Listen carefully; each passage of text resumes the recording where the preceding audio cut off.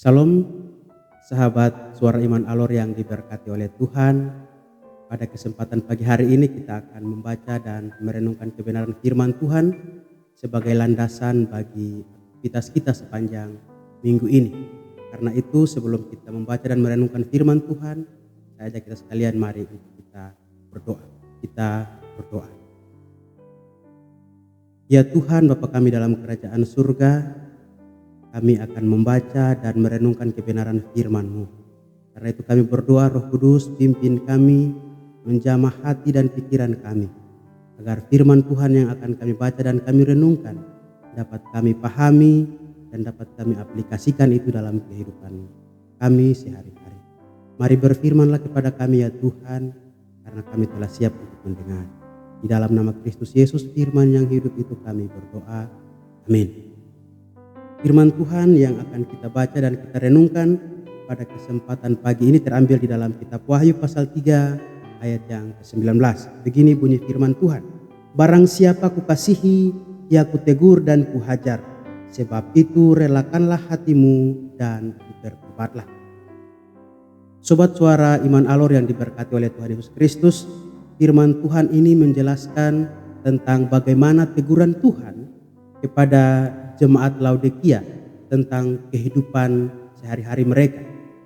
Jemaat Laodikia adalah jemaat yang mampu secara ekonomi, mereka berkecukupan secara finansial, secara materi, tetapi Tuhan mencela iman mereka.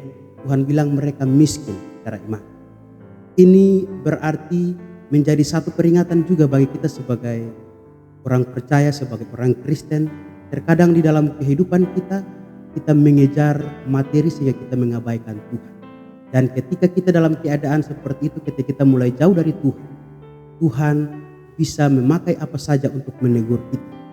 Firman Tuhan hari ini, saya mengambil tema teguran adalah tanda kasih. Sahabat Suara Iman Alor yang diberkati oleh Tuhan Yesus Kristus, ketika kita berada jauh dari Tuhan akan ada banyak tantangan, akan ada banyak masalah yang kita hadapi. Bahkan mungkin sebagai anak-anak muda kita jatuh dalam berbagai-bagai macam kenakalan, jatuh dalam berbagai-bagai macam pelanggaran.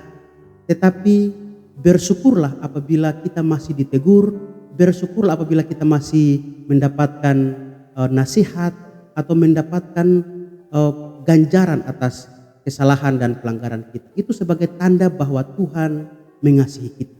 Firman Tuhan bilang, barang siapa kukasihi ia kutegur dan kuhajar.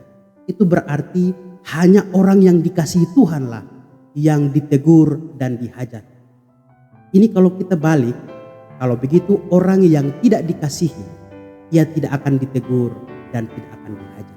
Karena itu apabila ketika kita buat pelanggaran, kita buat kesalahan, kemudian kita ditegur, kita dinasihati, kita diingatkan, harusnya kita bersyukur karena itu tanda bahwa Tuhan masih mengasihi dan menyayangi kita.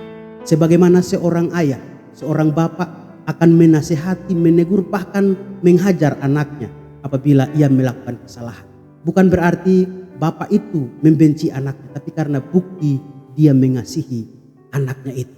Oleh karena itu kita harusnya bersyukur sebagai orang-orang muda, sebagai orang percaya bahwa dalam hidup kita apabila kita menghadapi berbagai-bagai persoalan, tantangan, masalah, maka harusnya kita bersyukur. Itu adalah cara Tuhan untuk menegur kita, cara Tuhan membimbing kita, membina kita supaya kita kembali kepada Tuhan. Firman Tuhan bagian ini, bagian yang terakhir mengatakan, sebab itu relakanlah hatimu dan bertobat. Apabila kita ditegur, apabila kita dinasihati, mari relakanlah diri kita.